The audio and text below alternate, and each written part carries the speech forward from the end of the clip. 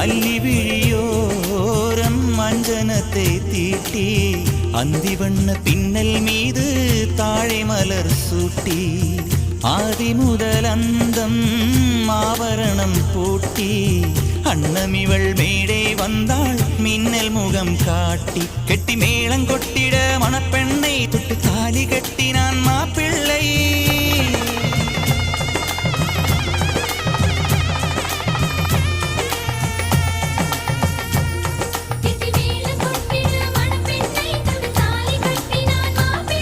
இந்த ஏழை நெஞ்சமும் நீ வாழ என்றும் பூக்கள் தூவும் நீ வாழ நலமா